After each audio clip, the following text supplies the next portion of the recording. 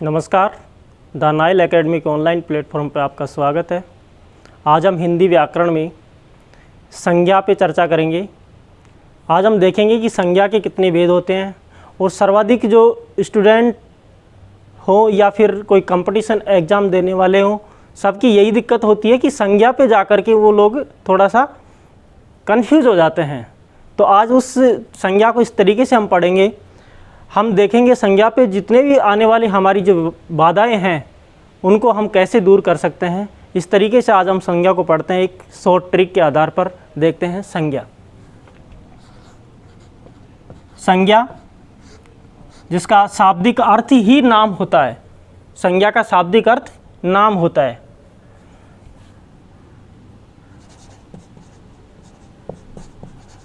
शाब्दिक अर्थ नाम। इसकी परिभाषा हम देखते हैं।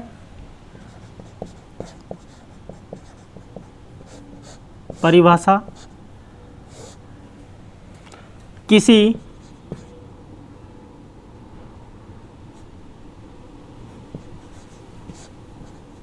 व्यक्ति, वस्तु, स्थान, किसी व्यक्ति, वस्तु, स्थान, प्राणी आदि के नाम का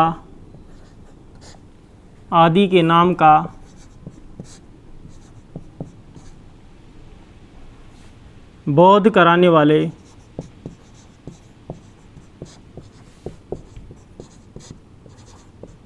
शब्दों को संज्ञा कहते हैं। संज्ञा कहते हैं। किसी व्यक्ति, वस्तु, स्थान आदि के नाम का बोध जहाँ करवाया जाता है उन शब्दों को हम संज्ञा कहते हैं। उन शब्दों को ही हम क्या कहेंगे? संज्ञा कहते हैं। फिर से परिभाषा को एक बार देखते हैं। किसी व्यक्ति, वस्तु, स्थान, प्राणी आदि के नाम का जो शब्द हमें इन सब के नाम का बोध करवाते हैं उन्हें हम क्या कहते हैं? उन्हें संज्ञा शब्द कहते हैं। शब्द, हमारे पास में एक शब्द आया, शब्द। क्या आ रहा है? शब्द। शब्द किसे कहते हैं? हमने पिछली वीडियो में हमने देखा शब्द विचार, जब हम पढ़े थे तो हम देख रहे थे कि शब्द किसे कहते हैं? दो या दो से अधिक वर्णों के सार्थक मेल को या सार्थक समूह को हम क्या कहते हैं? शब्द कहते हैं। दो या दो से अधिक वर्णों के सार्थक मेल को शब्द कहते हैं। और शब्द से ही क्या होता है? पद। शब्द से ही क्या होता है? पद का निर्माण होता है। किसी वाक्य में शब्द का जब सार्थक तरीके से एक व्यवस्थित रूप में जब उसका उच्चारण किया जाता है या लेखन किया जाता है तो उसे हम क्या कहें? उस शब्द को क्या कहते हैं? पद कहते हैं। यानी कि वाक्य में जब शब्द का उपयोग कर लिया जाता है तो पद बन जाता है और स्वतंत्र रूप से वो क्या कहलाता है? शब्द कहलाता है। अब हम देखते हैं संज्ञा के भेद। संज्ञा के कितने भेद होते हैं? संज्ञा के मुख्य रूप से 3 भेद होते हैं। संज्ञा के मुख्य रूप से 3 भेद होते हैं और गौण रूप से उसके 5 भेद होते हैं। अधिकतर ये भी समस्या आती है कि कोई उसके कहीं आपको 5 लिखा हुआ मिलता है, इसके कहीं 3 लिखे हुए मिलते हैं। तो मुख्य रूप से तो 3 होते हैं और गौण रूप से 5 होते हैं। चलो देखते हैं इसके भेद। संज्ञा के भेद। संज्ञा के भेद देखते हैं। एक पहले नंबर पे होता है व्यक्तिवाचक।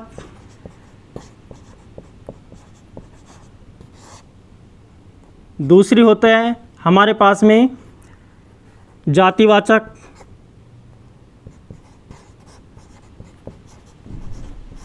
और तीसरा होता है भाववाचक। ये हमारे पास में 3 संज्ञा के भेद हैं। संज्ञा के 3 भेद, व्यक्तिवाचक, जातिवाचक, भाववाचक। व्यक्तिवाचक जो संज्ञा है वहाँ किसी व्यक्ति, वस्तु, स्थान आदि के नाम का जहाँ बोध होगा, ज्ञान होगा, वहाँ व्यक्तिवाचक संज्ञा होती है। जातिवाचक जहाँ किसी जाति विशेष का हमें बोध होता है, किसी भी चाहे व्यक्ति हो, वस्तु हो, स्थान हो, आदि की जाति का जहाँ बोध होगा, वहाँ जातिवाचक संज्ञा होती है। और भाव, इमोशन, जहाँ भाव का हमें ज्ञान होगा, वहाँ भाववाचक। जातिवाचक जो संज्ञा है इसको 2 भागों में बांटा गया है। जातिवाचक संज्ञा को 2 भागों में विभाजित किया गया है। इसके 2 भाग और हैं, ठीक है। तो इसके 2 भाग हम देखते हैं। पहला जो है इसका वो होता है द्रव्यवाचक, और दूसरा इसका होता है समूहवाचक। ये इसके जातिवाचक के ही भेद माने जाते हैं। जातिवाचक का है द्रव्यवाचक, किसी द्रव्य, ठोस, द्रव आदि जो वस्तुएं होती हैं उनका जहाँ, उनके नाम का जहाँ बोध होता है वह द्रव्यवाचक होता है। और जहाँ समूह का, किसी विशेष समूह, 2 या 2 से अधिक, कोई भी वस्तु हो, व्यक्ति हो, प्राणी हो, आदि के समूह का जहाँ बोध होता है वहाँ समूहवाचक संज्ञा होती है। तो गौण रूप से 3 हो गए, 2 ये हो गए हमारे पास में, 5 भेद। गौण रूप से कितने भेद हो गए? 5। तो यहाँ संज्ञा के मुख्य रूप से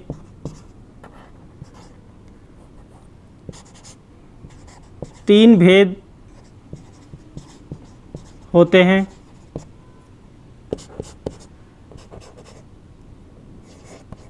और संज्ञा के गौण रूप से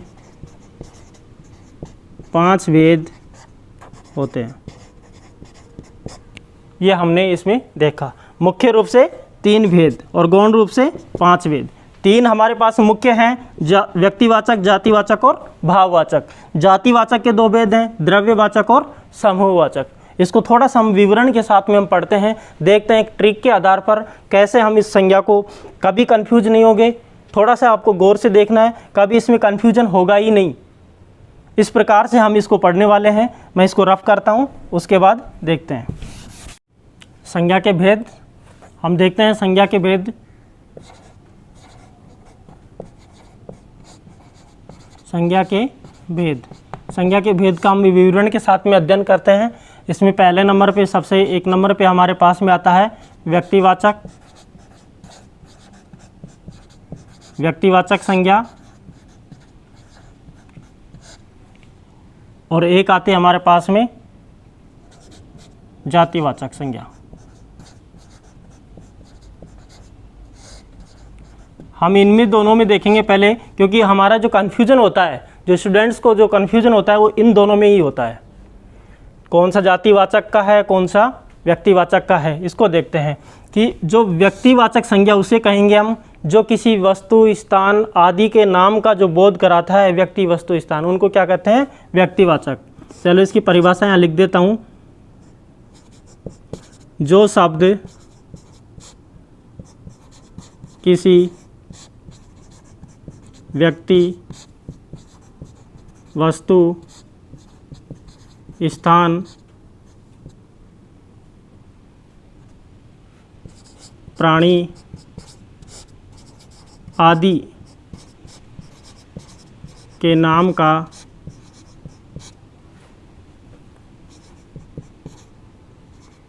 बोध कराता है, बोध कराते हैं, उन शब्दों को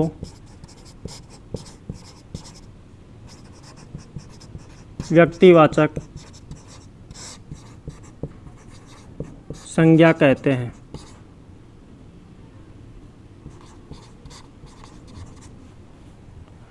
इधर देखते हैं जातिवाचक संज्ञा। जातिवाचक संज्ञा वो होती है जो किसी विशेष जाति का बोध कराता है, उसे हम जातिवाचक संज्ञा कहते हैं। जो शब्द किसी व्यक्ति, वस्तु,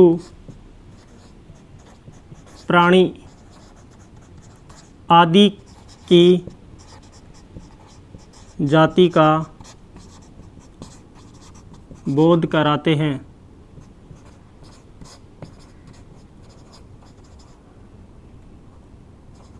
उन शब्दों को उन्हें सीधा लिख देते हैं हम, उन्हें जातिवाचक संज्ञा कहते हैं। उन्हें जातिवाचक संज्ञा कहते हैं। जो शब्द किसी व्यक्ति, वस्तु, स्थान, प्राणी आदि के नाम का जहाँ बोध कराता है उसे हम व्यक्तिवाचक, और जो किसी व्यक्ति, वस्तु, स्थान, प्राणी आदि की जाति का जहाँ बोध कराता है, जाति का, एक समूह का बोध कराता है, वहाँ जातिवाचक संज्ञा होती है। इसको हम पहचानेंगे कैसे? इसकी एक ट्रिक होती है कि इसके सामने जहाँ भी इसके जो शब्द आएंगे उसके सामने हम लगा देंगे एक। क्या लगा देंगे? एक। और इसके सामने हम लगा देंगे अनेक। बस फर्क इतना ही है इसमें। इन दोनों में जो फर्क है वो इतना ही है कि यहाँ जो होगा वो एक होंगे और यहाँ एक से अधिक होते ही वो किस में चले जाएंगे? जातिवाचक में चले जाएंगे। उदाहरण हम इसका देखते हैं। इसके हम उदाहरण देखते हैं।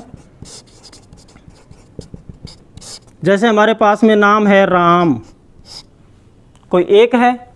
वैसे नाम राम बहुत सारे हो सकते हैं, बहुत सारे राम आपको मिल सकते हैं। गांव में, एक शहर में, या एक क्लास में भी दो से अधिक नाम मिल सकते हैं राम। लेकिन सबका जो उनके राम जितने भी हैं उनके सब एक जैसे तो हो नहीं सकते। वो किसी न किसी तरीके से तो भिन्न होंगे ही।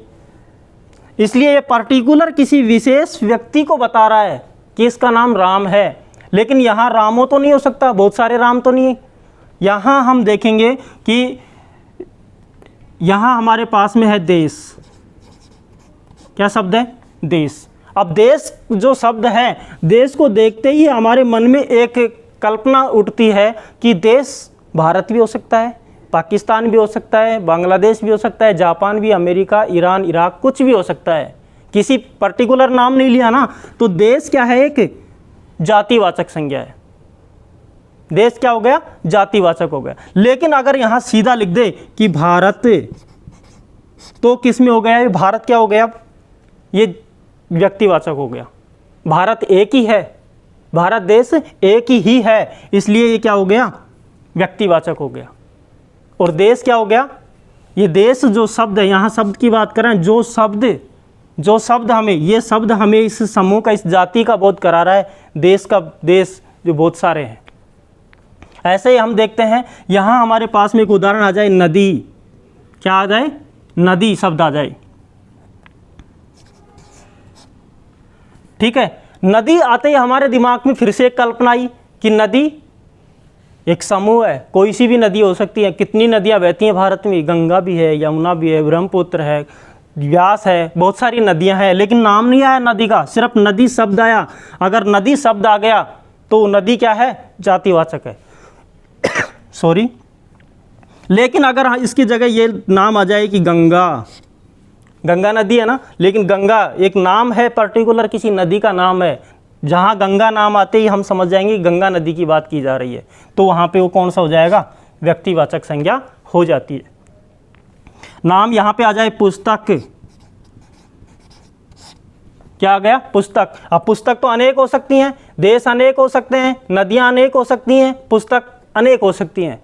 अनेक पुस्तकें, पुस्तक का नाम आते ही पुस्तक क्या है? अपने आप में एक जातिवाचक संज्ञा है।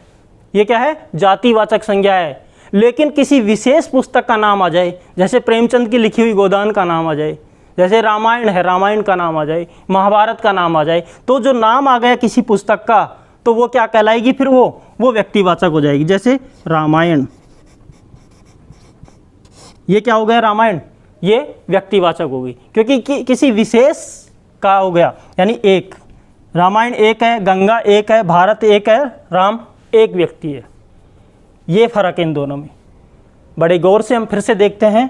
ट्रिक इसकी है, व्यक्तिवाचक में एक होता है और जातिवाचक में अनेक होते हैं। अनेक देश, अनेक नदियाँ, अनेक पुस्तकें, अनेक मनुष्य, मनुष्य मनुष्य एक जाति है जिसमें स्त्री भी आ गई, पुरुष भी आ गए। मनुष्य क्या है? एक जाति है। लेकिन उस मनुष्य में किसी विशेष व्यक्ति का नाम आ जाए, जैसे राम आ गया, ये विशेष व्यक्ति है। ये मनुष्य तो है, लेकिन मनुष्य तो एक जातिवाचक का शब्द है, लेकिन इसमें से किसी एक पर्टिकुलर को हम निकाल दें बाहर, जैसे राम को बाहर निकाला तो राम क्या हो गया? व्यक्तिवाचक हो गया। ये इसमें क्या है? फर्क है इतना। तो मैं आशा करता हूँ जहाँ तक मुझे संभावना है कि आपको अगर ये समझ में आ गया, एक और अनेक का जो फॉर्मूला है, ये फॉर्मूला समझ में आ गया, तो आप संज्ञा कभी नहीं बोलोगे।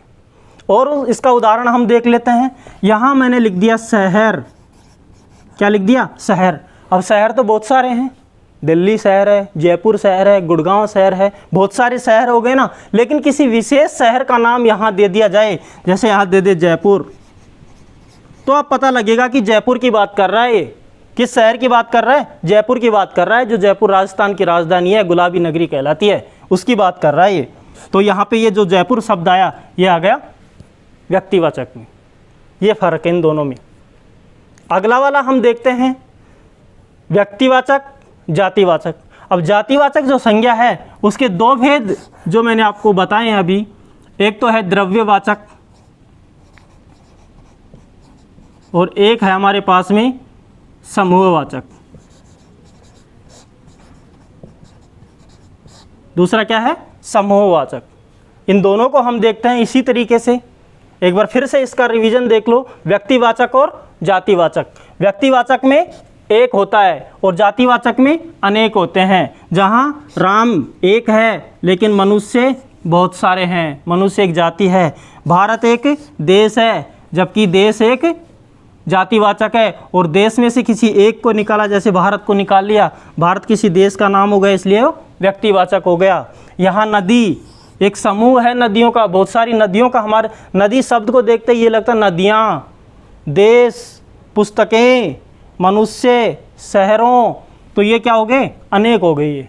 लेकिन यहाँ किसी विशेष देश का आ गया, भारत का आ गया, नदी गंगा आ गई, एक आ गई, पुस्तक का नाम आ गया एक, किसी का नाम आ जाए, किसी वस्तु स्थान आदि का नाम जहाँ आ जाए, जहाँ बहुत सारों में से अकेले को बाहर निकालता है, एक को बाहर अलग दिखाता है, वहाँ क्या हो जाता है? व्यक्तिवाचक। और जहाँ सबको एक साथ समूह का, बहुत सारी चीज़ों का एक साथ एक समूह में जहाँ बोध कराता है, वहाँ जातिवाचक होता है। अब हम देखते हैं जातिवाचक के भेद। इसको मैं रफ करता हूँ।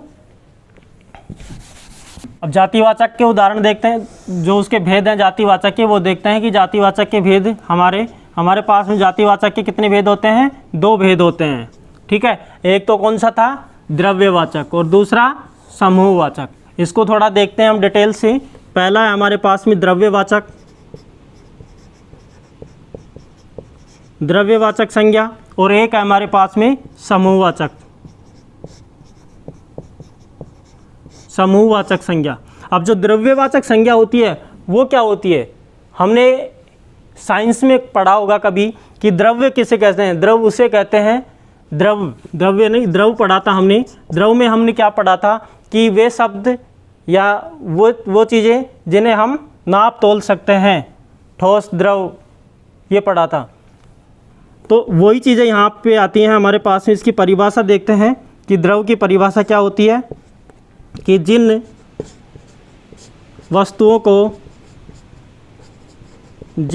वस्तुओं को नापा तोला जा सके उन्हें द्रव्यवाचक संज्ञा कहते हैं।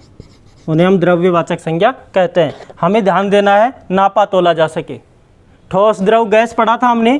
ठोस, द्रव और गैस हमने पढ़ा था साइंस में कभी। बस वही चीज़ें, जो ठोस, द्रव, गैस था, वो आज हम किस में पढ़ रहे हैं? द्रव्यवाचक में पढ़ रहे हैं। और द्रव्यवाचक में जो संज्ञा है वो यही कहती है कि जिन वस्तुओं को हम नाप तोल सकते हैं वो किस में आती हैं? द्रव्यवाचक में आती हैं। और जहाँ एक से अधिक के समूह होते हैं वहाँ समूहवाचक। जहाँ एक से अधिक का समूह का बोध कराने वाले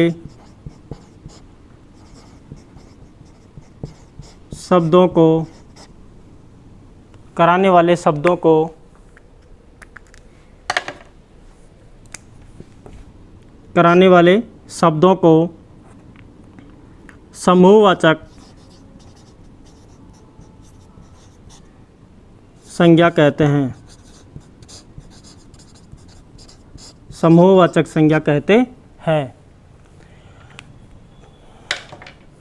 यहाँ हम देख रहे हैं कि द्रव्यवाचक संज्ञा, द्रव्यवाचक में नापा तोला जाएगा और यहाँ समूह बनेंगे। जहाँ समूह बनने का जहाँ बोध होता है वहाँ समूहवाचक संज्ञा होती है। ये जातिवाचक के भेद पढ़ रहे हैं हम। जातिवाचक का पहला भेद है और दूसरा भेद है।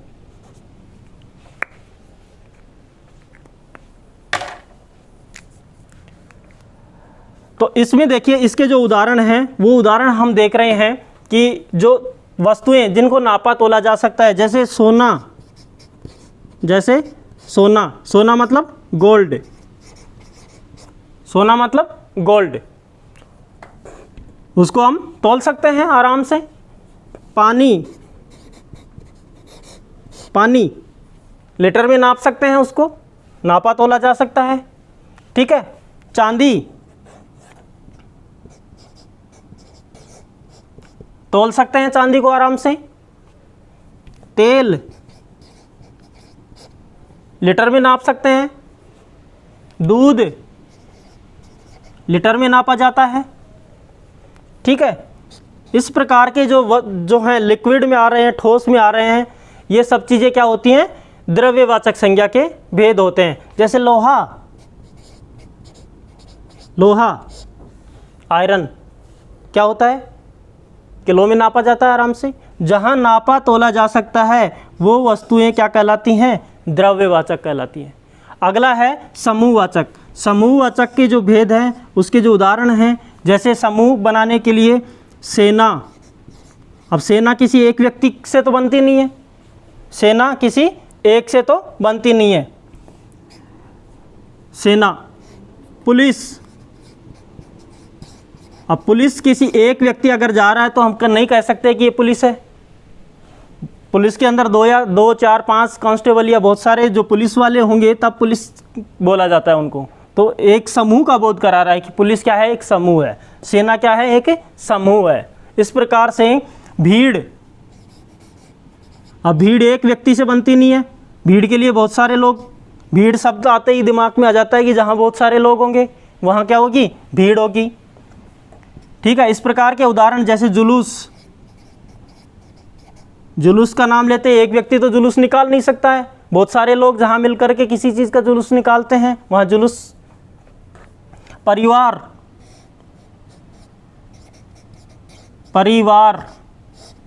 अब परिवार शब्द से हमारे दिमाग में आ जाता है कि परिवार क्या है?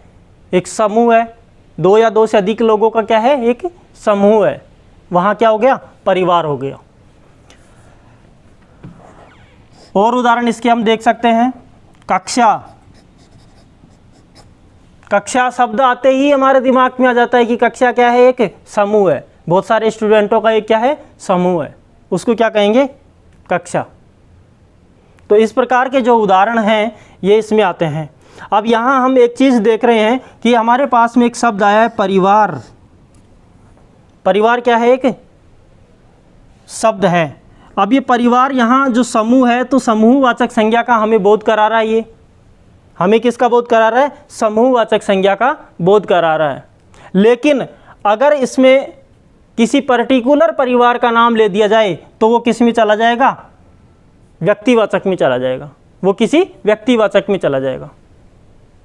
जैसे यहाँ एक है परिवार और कह दिया जाए कि गांधी परिवार, तो वो किस में हो जाएगा? व्यक्तिवाचक। किसी एक का आ गया ना, एक हटके आ गया, बहुत सारे में से एक निकल के जब बाहर आ जाता है तो वो व्यक्तिवाचक में चला जाता है। तो ये थे हमारे समूहवाचक के और द्रव्यवाचक के। द्रव्यवाचक मतलब जहाँ नापा तोला जा सकता है, समूह जहाँ समूह होगा, जहाँ 2 या 2 से अधिक का समूह होता है वहाँ समूहवाचक होता है। ठीक है। अब मैं इसको रफ करके इससे अगला वाला जो हमारा भाववाचक है वो देखते हैं। भाववाचक संज्ञा, संज्ञा का जो लास्ट हमारा जो भेद है वो हम पढ़ेंगे अब। भाववाचक संज्ञा, भाववाचक संज्ञा।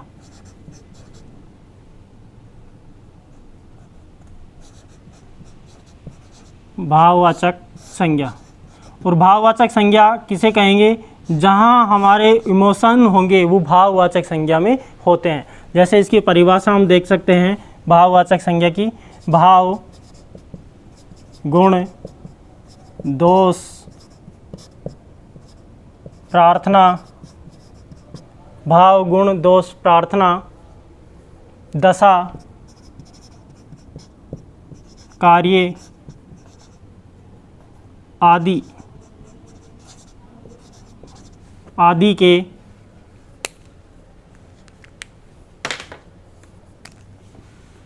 के भाव का बोध कराने वाले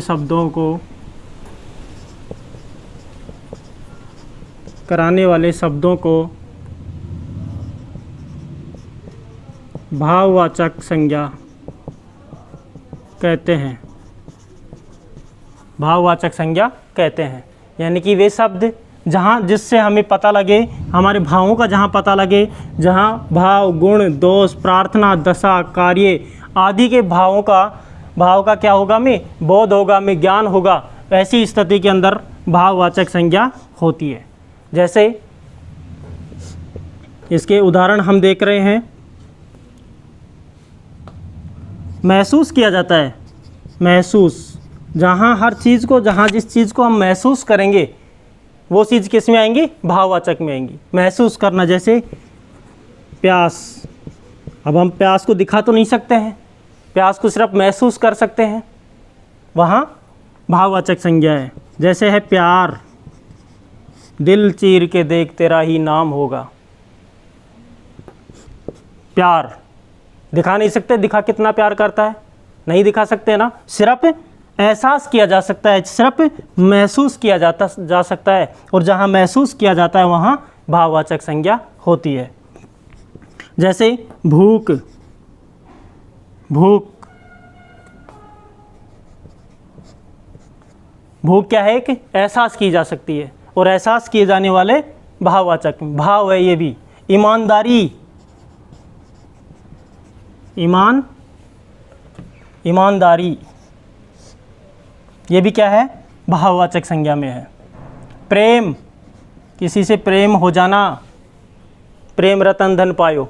अब दिखता नहीं है, दिखा नहीं सकते हैं, लेकिन सिर्फ महसूस करवा सकते हैं कि हम प्रेम करते हैं। जैसे घृणा, घृणा ये भी क्या है? एक इमोशन है, महसूस किया जाता है, और जहाँ भाववाचक संज्ञा होती है। क्रोध, क्रोध भी क्या है? एक इमोशन है, वो भी क्या है? महसूस किया जाता है। तो ये सब क्या है हमारे पास में? भाववाचक संज्ञा में आते हैं। किस में आते हैं? भाववाचक संज्ञा में आते हैं। तो भाववाचक संज्ञा यानी भाव, गुण, दोष, प्रार्थना की जाती है किसी से, दशा, इस प्रकार के जो कार्य वो जहाँ हमें बोध कराते हैं, हमें ज्ञान कराते हैं। तो इस प्रकार के जितने भी शब्द आते हैं, ये शब्द किस में आते हैं? भाववाचक संज्ञा के शब्द हैं। ये किसके हैं? भाववाचक संज्ञा के शब्द हैं। तो हमने देखा आज व्यक्तिवाचक संज्ञा, व्यक्तिवाचक, दूसरा था जातिवाचक, और तीसरा था जातिवाचक के दो भेद थे, द्रव्यवाचक और समूहवाचक। और ये हम जो पढ़ रहे हैं ये है भाववाचक। जातिवाचक जो किसी एक पर्टिकुलर का, जहाँ किसी एक का जहाँ पे बोध होता है वहाँ व्यक्तिवाचक होता है। ठीक है। जातिवाचक जहाँ बहुत सारे, जैसे पर्वत, पर्वत, पर्वत आ गया, जहाँ बहुत सारे पर्वत, हमें पता नहीं कौन से पर्वत, एक क्या है? जातिवाचक है। लेकिन किसी हिमालय, यहाँ लिख दिया हिमालय, हिमालय किस में आ गया? जातिवाचक, व्यक्तिवाचक में आ गया, सॉरी। हमारे व्यक्तिवाचक के द्रव्यवाचक और समूहवाचक, जहाँ द्रव्य नापा तोला जा सके और जहाँ समूह बनता है वो समूहवाचक में। भाववाचक जहाँ भाव, प्रेम, क्रोध, ईमानदारी, ईर्ष्या, भूख, प्यास इत्यादि किस में आते हैं? भाववाचक संज्ञा में आते हैं। तो भाववाचक संज्ञा या किसी भी संज्ञा के किसी भी भेद को लेकर के जो भी आपके कन्फ्यूजन थे वो सब मैंने दूर करने की कोशिश की है। आशा करता हूँ कि आपको संज्ञा का जो ये हमारा जो टॉपिक था ये बहुत अच्छे से आपको समझ में आया होगा। लाइक और शेयर करें वीडियो को। धन्यवाद।